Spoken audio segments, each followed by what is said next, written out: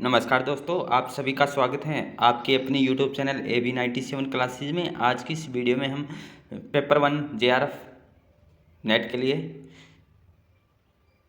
PY की question है वो हम डिस्कशन करेंगे। तो आज का जो हमारा जो पहला क्वेश्चन है इस मॉक टेस्ट का, निम्नलिखित में से किस शिक्षण स्तर में अधिगमकर्ता के अवधारणाओं को सकारात्मक दृष्टांतों के बीच विभेद करने का अवसर प्राप्त होता है? इसमें कौन सा आंसर हमारा सही रहेगा? ऑप्शन ए स्मृति स्तर, अबोध स्तर, विमर्शी चिंतन स्तर या स्वायत्त विकास स्तर। तो इसमें पूछा है कि शिक्षण स्तर पर जो अधिगमकर्ता को अवधारणाओं के सकारात्मक दृष्टांतों के बीच विभेद मतलब कि अंतर करने का अवसर जो प्राप्त होता है, तो अंतर है तो स्मृति स्तर तो में तो होगा ही नहीं। ऑप्शन ए तो हम काट सकते हैं। बाकी ऑप्शन बचे 3, अबोध स्तर, चिंतन स्तर और स्वायत्त विकास स्तर, ये भी नहीं होगा। ऑप्शन बचे 2, अबोध स्तर और विमर्शी चिंतन स्तर। इसमें जो हमारा आंसर सही रहेगा ऑप्शन बी। कौन सा है? अबोध स्तर।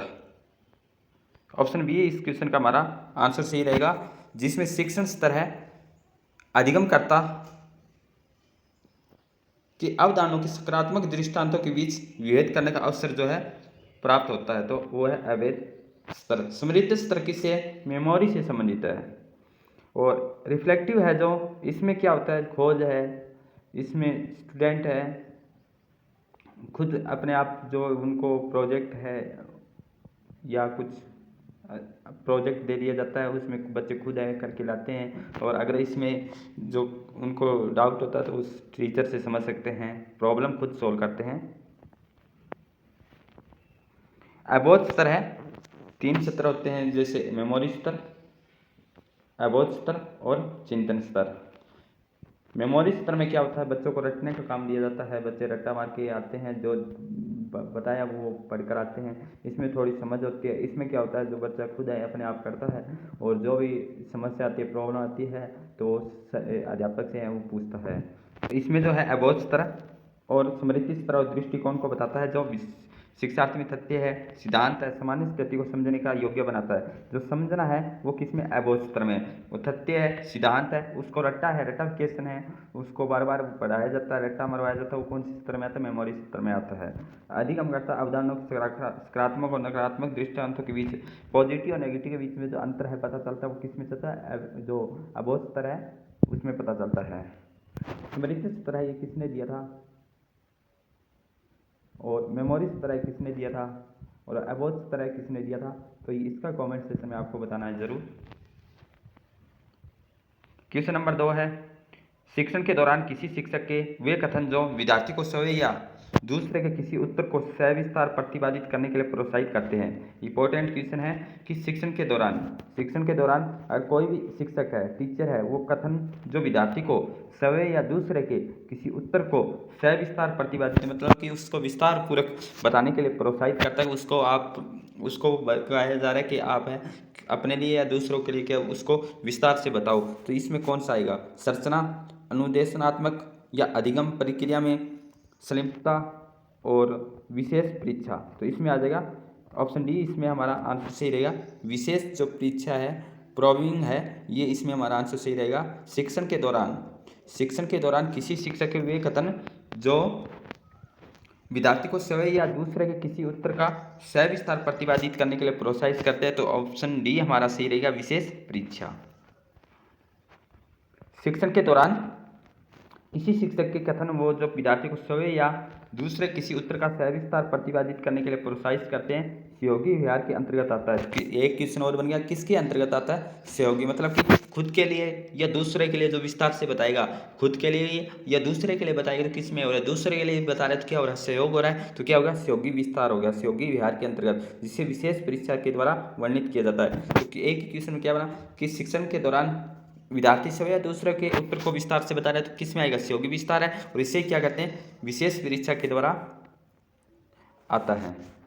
नेक्स्ट क्वेश्चन है हमारा, एक प्रभावी शिक्षक बनने के लिए, एक प्रभावी टीचर बनने के लिए, जो टीचर बनने के लिए उसकी जो क्षमता के संदर्भ में निम्नलिखित में किसे अभिवृत्त और धारणाओं के बजाय व्यवहारगत कहा जाता है, व्यवहार में लाया जाता है? तो एक प्रभावी शिक्षक बनने के लिए उसको जिसकी जो क्षमता के संदर्भ में निम्नलिखित किसी अभिवृत्त और धारणाओं के बजाय जिसको व्यवहारगत कहा जाता है, मतलब कि उसको अभिवर्ती और धारणाओं की बजाय क्या है उसका व्यवहार है उसके बारे में बताना है। जो which of the following will be called behaviour rather than attitude and believes related components for become an effective teachers, मतलब कि उसकी अभिवर्ती और धारणाओं की बजाय उसके व्यवहार में कहा जाता है वो कौन सा आ जाएगा? नियंत्रण बिंदु, संप्रेषणीय, प्रबंधन, निगरानी या शिक्षक का उत्साह। तो कौन सा आंसर सही रहेगा इसमें? तो बात करें इसमें तो हमारा आंसर सही रहेगा ऑप्शन सी इसमें सही रहेगा। प्रभावी शिक्षक बनने के लिए जो उसके क्षमता के संदर्भ में अभिव्यक्ति और धारणाओं की बजाय किया है उसको व्यवहारगत कहा जाता है। तो ऑप्शन ए नहीं होगा, नियंत्रण बिंदु नहीं होगा, संप्रेषणीयता नहीं होगा, परंतु प्रबंधन और निगरानी होगा। प्रबंधन और निगरानी शिक्षक का उत्साह, क्योंकि उसके व्यवहार बताएगा और जो इसकी मूल्यांकन और फीडबैक है वो भी मुहैया करवाता है। तो 2, 3, 5 है, 2 सही है इसमें। प्रबंधन और निगरानी, शिक्षक का उत्साह और मूल्यांकन और उसका फीडबैक, ये है एक उसके व्यवहार है उसके बारे में, शिक्षक के बारे में बताया जाता है। सह क्षमता वह प्रयास है शिक्षक अधिगम प्रक्रिया को, जो शिक्षक लर्निंग प्रक्रिया को प्रभावी बनाता है। अधिगम प्रक्रिया को, अधिगम जो प्रक्रिया उसको प्रभावी कौन बनाता है? शिक्षक बनाता है। यह शिक्षक या विद्यार्थी दोनों का स्वयं के विकास में कई पहलुओं, जैसे विद्यार्थी या शिक्षक है उसके दोनों को स्वयं के विकास में पहलुओं में जैसे व्यवहार है, अभिव्यक्ति, मूल्य और विश्वास के द्वारा सहायता प्रदान करता है। एक प्रभावी शिक्षक बनने के लिए उसकी अभिव्यक्ति और धारणाओं की बजाय किसमें कहा जाता है? व्यवहारगत कहा जाएगा। उसकी जो अभिव्यक्ति है, एटीट्यूड है, उसकी जो धारणा है उसके बजाय उसका जो करेक्टर है, उसका व्यवहार है, वो कहा जाता है अच्छा प्रभावी शिक्षक बनने के लिए। उत्तम संप्रेषण कौशल, विद्यार्थी के व्यवहार और अधिगम का प्रबंधन और निगरानी, समय और मूल्यांकन, प्रतिपुष्टि प्रदान करना, ये क्या प्रभावी है टीचर के। नेक्स्ट क्वेश्चन है, उच्च शिक्षण संस्थानों में प्रयोग में लाई जाने वाली, जो उच्च शिक्षण शिक्षाओं में प्रयोग में लाई जाने वाली अध्यापक विधियों को निम्नलिखित सूची में उन विद्यार्थियों की पहचान करें जो अधिगमकर्ता केंद्रित होती है। जो अधिगम करता है वो केंद्रित होती है। तो इंग्लिश में है from the flowing list method of the teachings.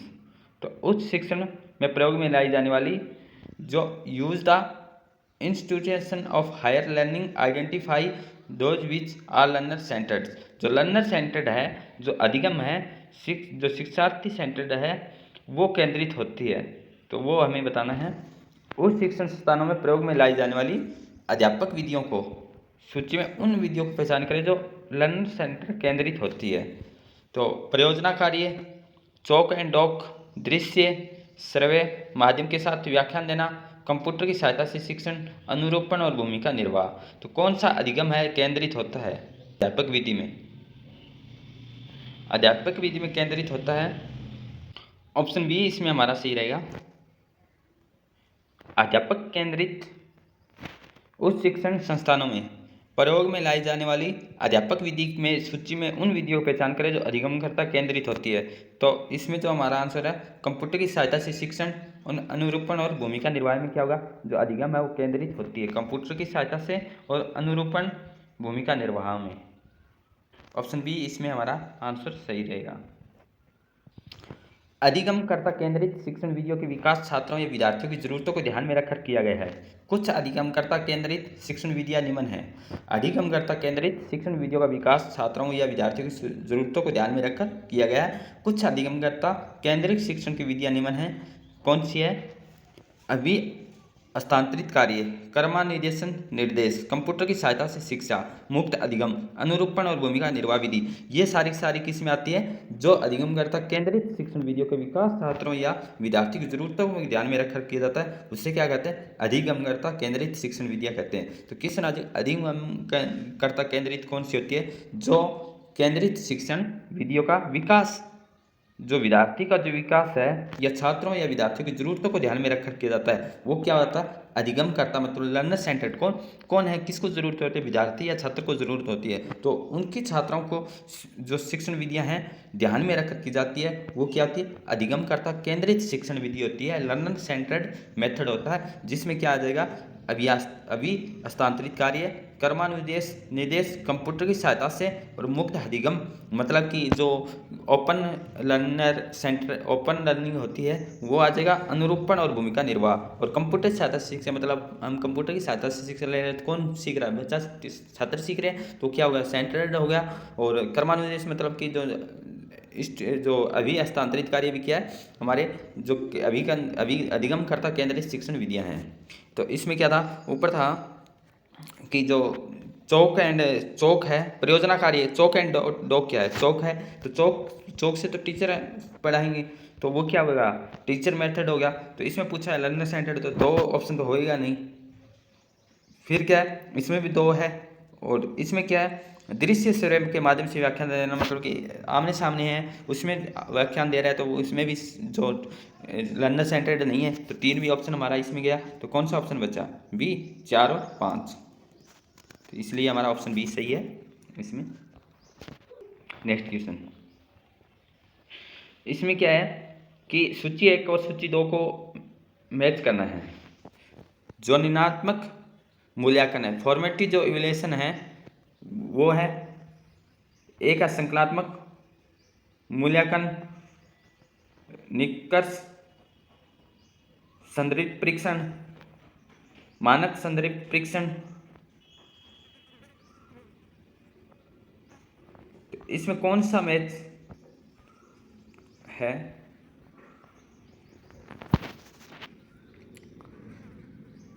इसमें जो अगर बात करें हमें जो फॉर्मेटिव है, निर्णयात्मक है और संकल्पात्मक होगा। संकल्पात्मक कब होगा? जो फॉर्मेटिव है, फॉर्मेटिव होती है ऑप्शन जो कॉलम 3 है इसमें मैच करेंगे हम कि इसके प्रयोग का प्रयोजन सुधार की गुंजाइश और संभाव्यता की पहचान करने के लिए कौन सा कहते हैं? जो फॉर्मेटिव है इवैल्यूएशन ये किया जाता है कि जो प्रयोजना सुधार है मतलब कि उसके गुंजाइश और संभाव्यता की पहचान मतलब कि जो उसकी पहचान है उसको संभावित गुंजाइश है उसको पहचान करने के लिए हमने निर्णयात्मक मूल्यांकन लिया जो बीच में है टेस्ट होता है किसी कोर्स के बीच में। बी का 4 संकल्पात्मक मूल्यांकन होता है सबसे लास्ट एंड में। इसका प्रयोजन अधिगम स्तर का आंकना होता है मतलब कि उसने क्या बेस्ट किया है उसके लिए। C2 निष्कर्ष संदर्भित परीक्षण, आधिपत्य सूचक मानक स्टैंडर्ड जो इंडिकेटिव ऑफ मास्टरी है जो होता है संदर्भित परीक्षण मतलब कि आधिपत्य सूचक मानक standard indicative of mastery. D का 1 मानक संदर्भित नॉर्म रेफरेंस टेस्ट। इसमें आएगा रिपोर्टिंग के लिए प्रतिशतता और आधारित रैंक और मानक प्राप्त का प्रयोग किया जाता है। तो देखो क्या है? निर्णयात्मक मूल्यांकन किस लिए आएगा? इसका प्रयोग प्रयोजन सुधार को गुंजाइश और संभाव्यता की पहचान करने के लिए। जो फॉर्मेटिव है इसमें संकल्पात्मक है इसका प्रयोजन अधिगम स्तर को आंकना होता है। जो निष्कर्ष संदर्भित परीक्षण आदित्य सूचक मानक है। मानक संदर्भित परीक्षण रिपोर्टिंग के लिए मानक का प्रयोग जो प्रतिशत मानक मतलब कि जो उसका रिपोर्टिंग है अधिकतम रैंक है मानक प्राप्त का प्रयोग किया जाता है। मानक प्रयोग मतलब कितना रैंक है कितनी प्रतिशत आई उसके लिए। निष्कर्ष संदर्भित मतलब कि आदित्य सूचक मास्टरी है। संकल्पात्मक है जो इसका प्रयोजन स्तर को आंकना होता है। निर्णयात्मक होता है जिसकी गुंजाइश और संभाव्यता की पहचान हो। रिसर्च का है अनुसंधान से परिकल्पनात्मक और निगमनात्मक शोध प्रतिपादन का प्रयोग करने के लिए किस क्रम को उपयुक्त माना जाता है? जो परिकल्पनात्मक और निगमनात्मक शोध प्रतिपादन का प्रयोग करने के लिए किस क्रम को उपयुक्त माना जाता है?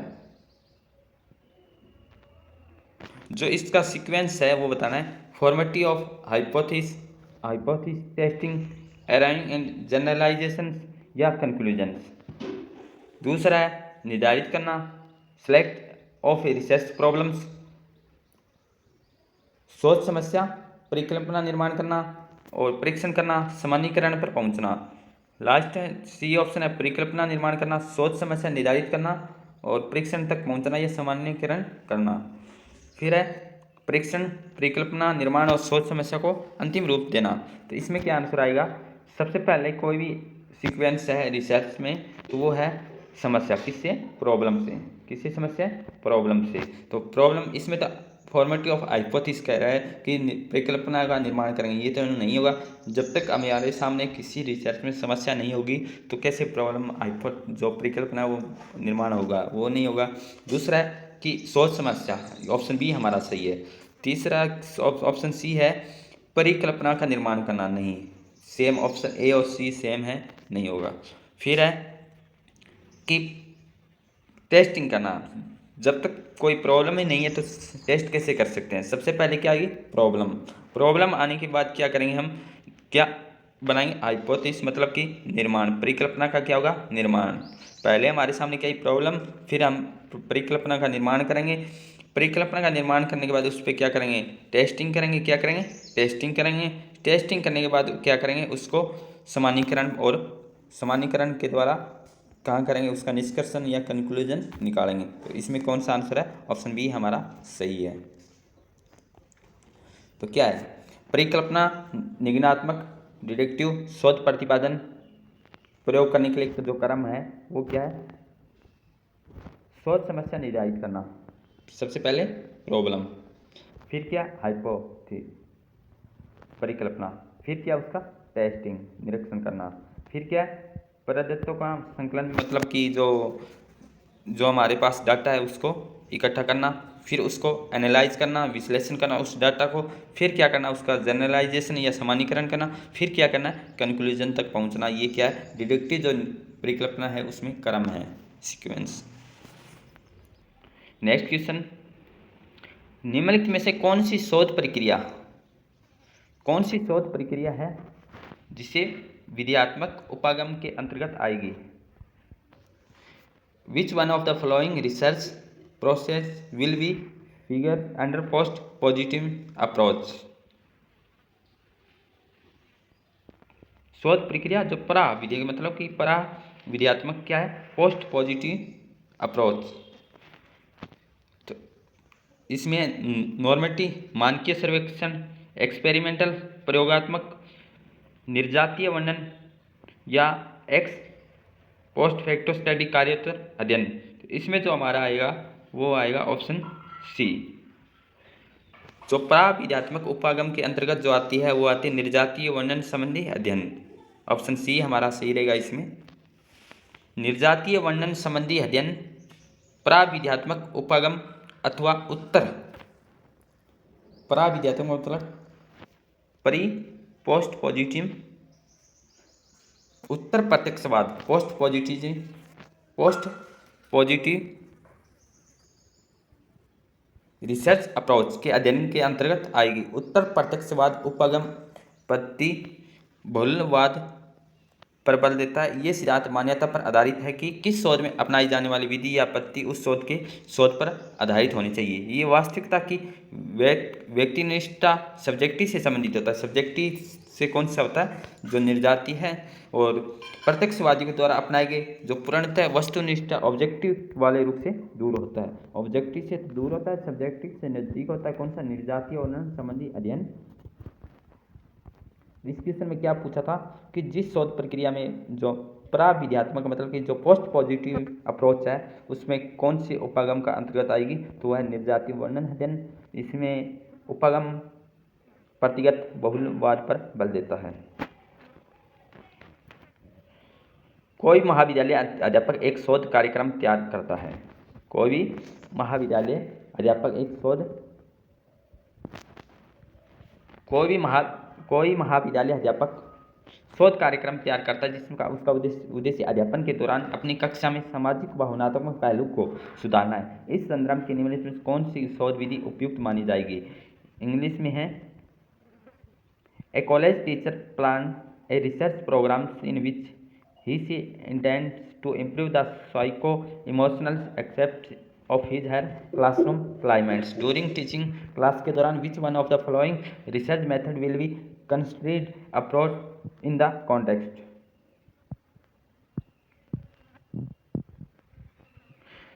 तो इसमें जो कक्षा के दौरान सामाजिक भावना पहलुओं को सुधारना है तो क्या आएगा? एक्सपेरिमेंटल, डिस्क्रिप्टिव, हिस्टोरिकल या एक्शन रिसर्च मेथड क्रियात्मक अनुसंधान विधि। तो इसमें जो हमारा जो आंसर आएगा ऑप्शन डी, जो सामाजिक भावनात्मक पहलू को सुधारना है तो किसके द्वारा, क्रियात्मक अनुसंधान विधि। एक्सपेरिमेंटल तो किससे है, एक्सपीरियंस से संबंधित है। डिस्क्रिप्टिव वर्णनात्मक मतलब कि जो घटना हुई है उसका जो जैसे कि जैसे है उसको बताना। और हिस्टोरिकल ऐतिहासिक विधि है। तो ऑप्शन डी हमारा इस क्वेश्चन का आंसर सही रहेगा, ऑप्शन डी। क्रियात्मक अनुसंधान विधि, एक्शन रिसर्च मेथड्स। क्रियात्मक अनुसंधान विधि उपयोग होगी यदि कोई महाविद्यालय शिक्षक एक शोध कार्यक्रम तैयार करे जिससे उसका उद्देश्य शिक्षण के दौरान, टीचिंग के दौरान अपनी कक्षा में सामाजिक सोशल है या भावनात्मक पहलू है, इमोशनल है, उसको सुधारना है। तो क्रियात्मक शोध किसी समस्या को पहचानने और उसका निराकरण करने के लिए सुझाव देने के लिए आयोजित की जाती है। इसकी प्रकृति को प्रकृति क्या होती है, चक्रीय होती है। क्रियात्मक अनुसंधान है, इसकी जो प्रकृति होगी क्या होगी, चक्रीय होगी। नियोजन है, नियोजन, क्रियावन, प्रयोगक्षण या चिंतन, ऐसे चक्र चलता रहेगा। नेक्स्ट क्वेश्चन है, निम्नलिखित में से कौन सा अनुसंधान चरण अनुसंधान आचार शास्त्र में सबसे कम प्रभावित होता है। Which of the following steps in research are latest vulnerable to research ethics. कौन सा अनुसंधान चरण अनुसंधान आचार शास्त्र के सबसे कम प्रभावित होता है। सबसे कम प्रभावित होता है अनुसंधान चरों को पहचान करना, अनुसंधान चरों को परिभाषित करना, आंकड़ा संग्रहण प्रक्रिया, आंकड़ा विश्लेषण प्रक्रिया, अनुसंधान निष्कर्षों की रिपोर्टिंग। तो ऑप्शन है आपके सामने, तो कौन सा आंसर सही रहेगा।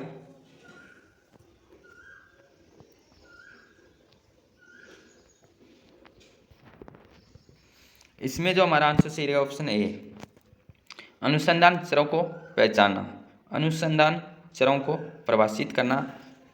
ऑप्शन ए हमारा सही है।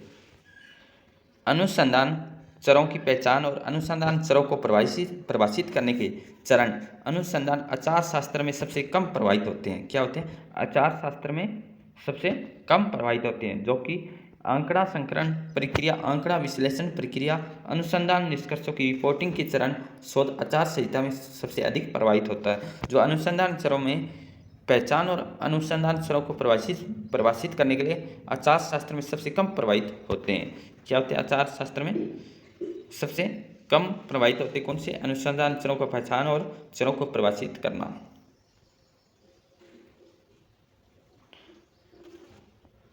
सबसे अधिक प्रभावित होती है और निष्कर्षों की रिपोर्टिंग की चरण आचार संहिता सबसे अधिक प्रभावित होती है। सबसे अधिक प्रभावित कौन सी होगी, सबसे अधिक प्रभावित होगी, सबसे कम तो प्रभावित दोनों है, सबसे अधिक प्रभावित होगी वो कौन सी है, विश्लेषण और रिपोर्टिंग और क्या, प्रक्रिया। नेक्स्ट क्वेश्चन, निम्नलिखित में से किस प्रकार के शोध में प्रयोग प्रतिवेदन लेखन की आत्मनिष्ठ शैली के प्रयोग की अनुमति है। निम्नलिखित में से किस प्रकार के शोध में प्रतिवेदन लेखन की आत्मनिष्ठ शैली के प्रयोग की अनुमति है। आधारित सिद्धांत मूलक शोध, परीक्षण मूलक शोध, सहभागी परीक्षण आधारित शोध, ऐतिहासिक शोध या व्यष्टि अध्ययन शोध। तो क्वेश्चन है, किस प्रकार के शोध में प्रतिवेदन लेखन की आत्मनिष्ठ शैली के प्रयोग की अनुमति है। आत्मनिष्ठ शैली, तो इसमें जो हमारा आंसर कौन सा रहेगा, ऑप्शन डी सही रहेगा।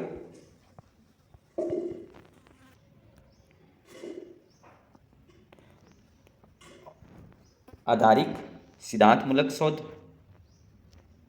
और सहभागी परीक्षण शोध और व्यष्टि अध्ययन शोध, केस स्टडी और ग्राउंडेड थ्योरी और पार्टिसिपेंट ऑब्जर्वेशन, ये हमारी क्या सबसे अधिक आत्मनिष्ठ शैली को प्रयोग के लिए अनुमति मिलती है।